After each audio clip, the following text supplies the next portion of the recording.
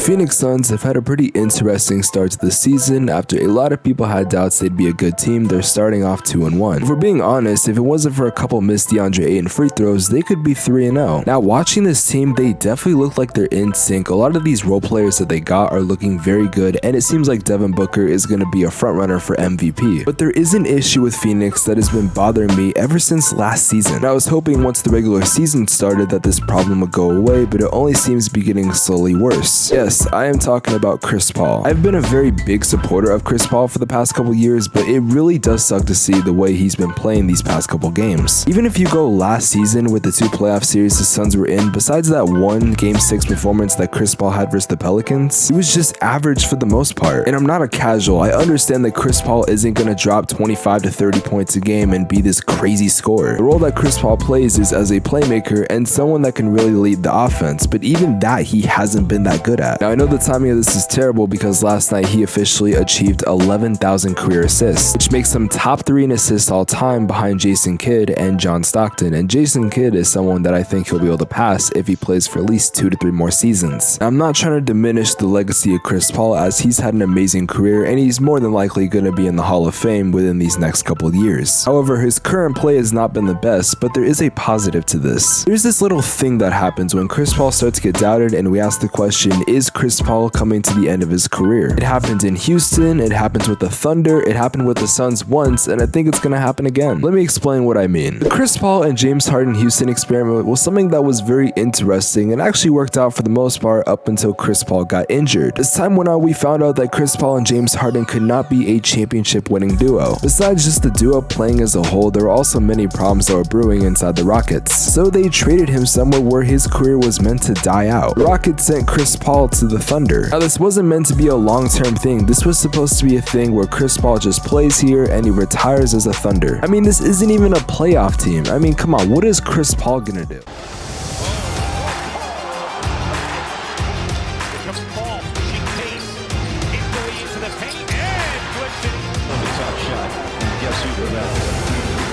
Quick buckets by Paul.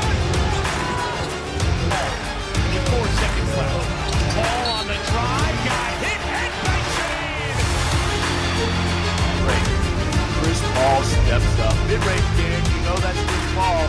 Knocks it down. Chris Paul led this Thunder team that wasn't even supposed to make the playoffs to a 6 seed and almost beat the Rockets. The fact they went to 7 games and were that close to beating them is very impressive. Chris Paul showed everyone that he was back and that he was going to be a good player for years to come. So right after the season, he gets traded to the Phoenix Suns for Kelly Oubre and some other players. Now, Chris Paul was amazing in the bubble, but come on, TJ Warren was looking like prime Michael Jordan for a week over there. He can't be that good, right? By Kuzma.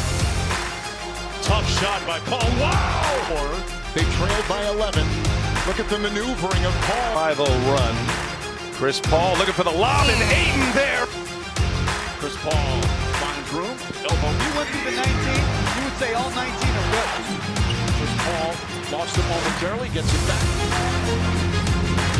Chris Paul jump shot. Well, that wasn't supposed to happen. Get the 2nd seed, they face the Milwaukee Bucks in the NBA championship and lose in 6. Not exactly the most Disney Channel ending, but it's definitely promising, especially for a team that hadn't made the playoffs in, again, 10 years. And ever since that season, they've been a pretty good team. So now you see what I'm talking about, right? Every single time Chris Paul ends up sucking for a while and people start to doubt him, he all of a sudden becomes the point guard once again. It's like a fun, continuous game that he plays. Now we're kind of in that cycle where now people are starting to doubt Chris Paul, and for once I am one of those people. And there's a chance some people call me casual, saying, oh, it's only been 3 games and oh, he's not a scorer, he's getting a lot of assists, and that is all true. Well, except the casual part. So now that we're at this part of the cycle, is Chris Paul gonna end up being good in like 15 games and surprise all of us? Well, here's the thing. I don't know. First, let's take into account that he's at the young age of 37. And while he's at his clutch moments, he's definitely shown a sign of regression for the past couple seasons. Now, what I love about Chris Chris Paul on the Suns is that he doesn't have to be the first option, and I feel like on every team that he's been on for the most part, he was never really the first option. Depending where he's playing, he's usually a second or third sometimes. And while it's great to have guys like Devin Booker, DeAndre Ayton, Mikal Bridges sometimes to be the guys that are going to score for Phoenix, I would really like to see Chris Paul at least put up an effort to be more of a scorer. I'm not saying he got to average 25, but at least a solid 15 and 10 wouldn't be too bad. Now, I wouldn't just make a video talking about Chris Paul and the fact that he could be washed up just because of his scoring averages in a couple games. I've watched sports long enough to know that you don't just judge a team by 3 games, well, unless it's the Lakers. However, I want to reference these first 3 games because I've noticed something in each of them and it's kind of alarming. So let's recap the first 3 games of the season, shall we? Game 1, the Suns are down to the Mavericks for a majority of the game and they come back down 22 at one point and end up winning after a Damon Lee game winner. Wow, I never thought that would happen. Luka Doncic proceeds to miss a game-winning 3 and the Suns win. But what do you guys notice about who's on the court? Well, okay, I see Devin Booker, I see DeAndre Ayton, I see Mikal Bridges. Obviously, those 3 are going to be on the court. And I also see Cam Payne and Damon Lee. In a close game, I didn't think that'd be a lineup that the Suns would be running. Now, if you actually go back, for the last like 5 minutes of the game, Chris Paul was nowhere to be seen on the court. He was on the bench a majority of the time. Okay, let's move on to game number 2 versus the Trailblazers. Game 2, the Suns and Trailblazers have another close game and ends up going to overtime. Now, this time things are different. Chris Paul is actually on the court in the late game situation. Unfortunately for the Suns, they would end up losing by 2. Now, you could say this was on DeAndre Ayton because he couldn't make 2 straight free throws, but it is interesting to see. And now we head to last night where the Suns are playing the Clippers and they ended up beating them by like 15, I think. So it wasn't really a close game. Phoenix was winning for a majority of the time, but I will note that Chris Paul had like 7 points, but he did have 11 assists. So what does this tell us exactly? Well, out of the first 3 games, 2 of them were close, and in each game, Chris Paul is either on the court for clutch situations or not on the court. Keep in mind, this is a very small sample size, but it's interesting to see how Monty Williams is trying to make these lineups where Chris Paul isn't really playing in the clutch. I've seen what people have been saying about Chris Paul. I've been paying attention, and a lot of people think that he's not exactly meant for clutch situations, at least at this point in his career. I'm very interested to see as the season goes on how Chris Paul is going to play for this team. I'm still trying to be optimistic, but the fact of the matter is that Chris Paul's had his struggles, and they've been very continuous for the past 2 years. I'm not saying you do what the Lakers are doing right now with Russell Westbrook and just straight up bench him. I feel like you can't really bench Chris Paul right now. At least not kicking him out of the starting lineup is what I mean. I'm interested to see if Chris Paul's role is going to go down as the season goes on. I don't like to talk about situations like this very early on because again, it's a small sample size. It's 3 games. But it's not like this is out of the blue. This has been happening for these past couple years now. But as Chris Paul's getting older, it seems like these problems could start to continue as the season goes on. Now, as for the Suns so far as a team, I think they're doing pretty good. And